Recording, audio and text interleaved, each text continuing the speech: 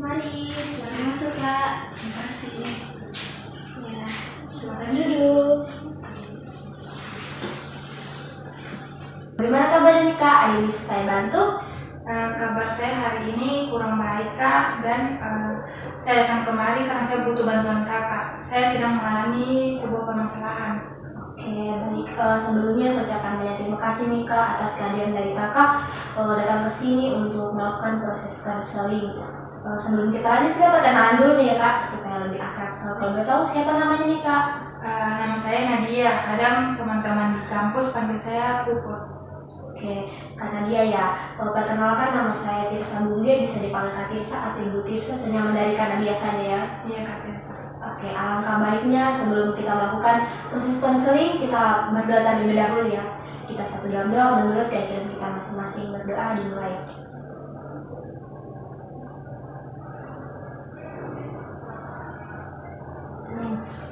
Oke, saya ingin bertanya kepada Kak Nadia, apakah sudah pernah melakukan proses konseling sebelumnya? Saya baru pertama kali ini Kak ke tempat proses konseling. Oke, pertama kali nih. Oke, baik. Di sini saya akan menjelaskan sedikit nih, apa sih konseling itu?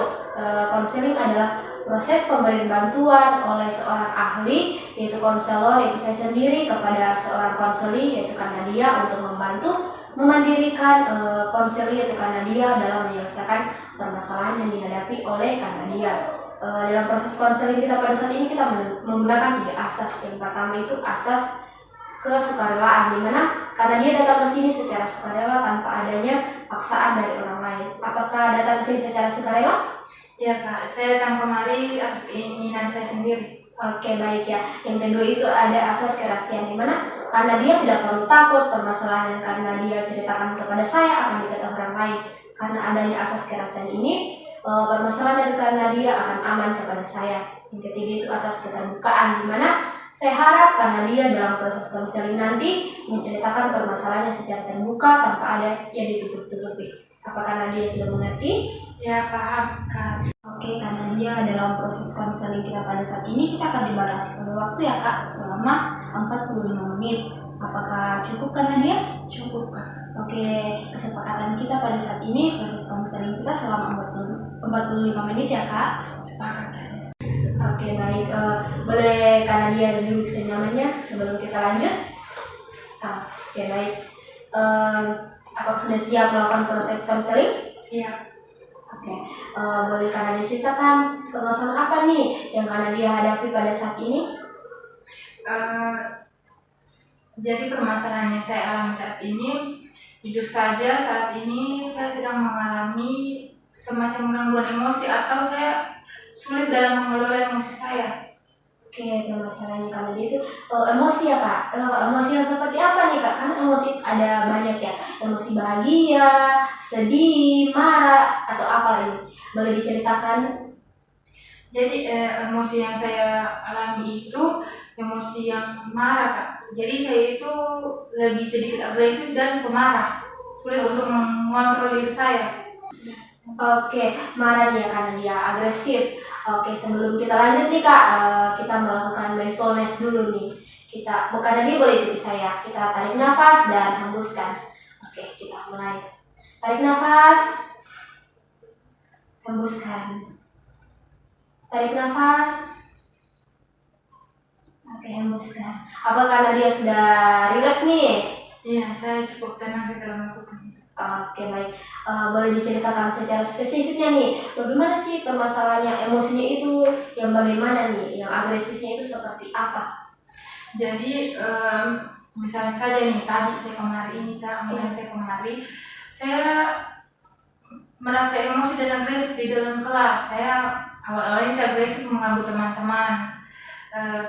Saya menjahili mereka, dan setelah itu teman saya menjahili kembali atau membalas. Saya marah dan saya tidak bisa mengontrol diri saya, padahal saya yang memulai. Seperti itu ya. Permasalahan yang karena dihadapi, apakah baru ini karena dia alami atau sudah lama nih karena dia? Permasalahan ini sudah cukup lama saya alami, mungkin sekitar 4 tahunan. Oke, sudah lama nih ya Kak.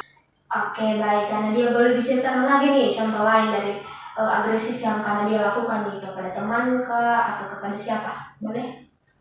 Marahnya. Iya, marah agresif. Ya, kadang itu walaupun orang tidak mengganggu saya atau orang sekitar saya lagi diam-diam, tapi saya merasa gabut atau bosan.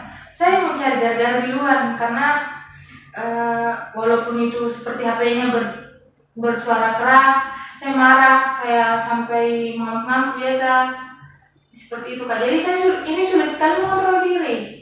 Oke, berarti ini dari karena dia sendiri ya? Iya. Iya. Oke, baik. Apakah karena dia pernah melakukan usaha dalam menyelesaikan permasalahan dari karena dia ini atau menceritakan kepada temannya?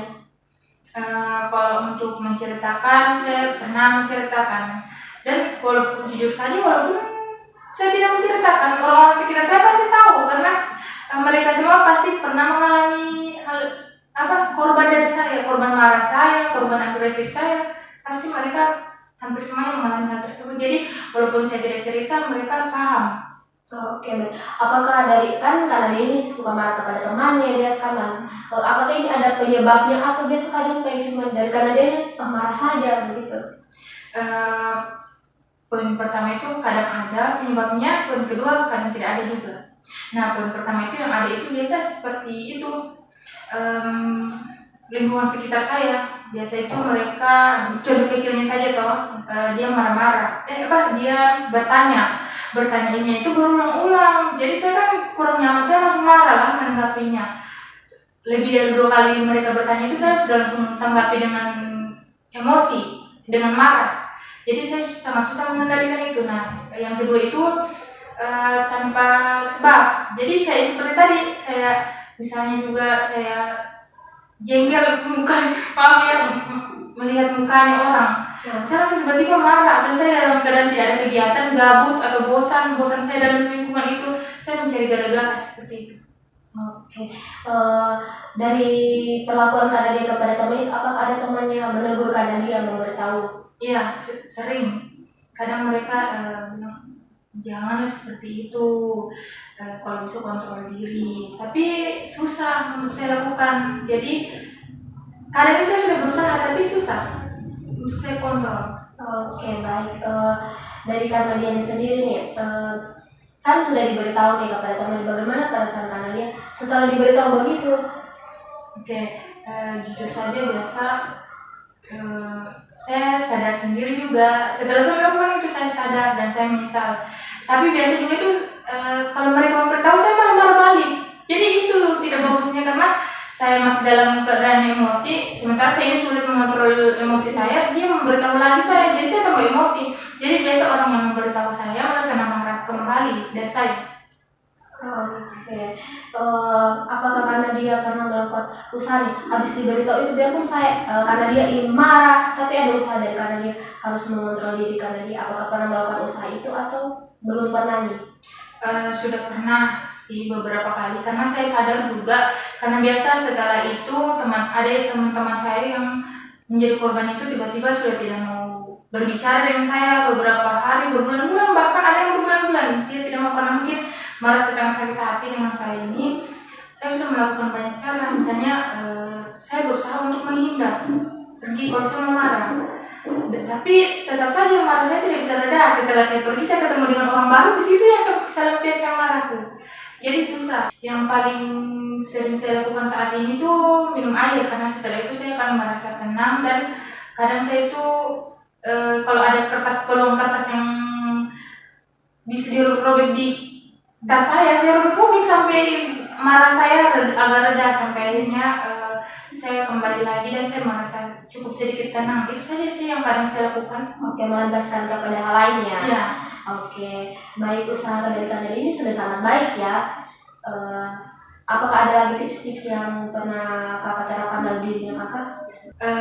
Untuk saat ini itu saja yang saya lakukan, kayak beberapa tips yang saya sebutkan tadi. Nah, makanya saya datang kemari, saya butuh tips lain, siapa tahu itu bisa saya lakukan dan ini bisa mengurangi dan bisa lebih mengontrol diri saya. Oke, baik.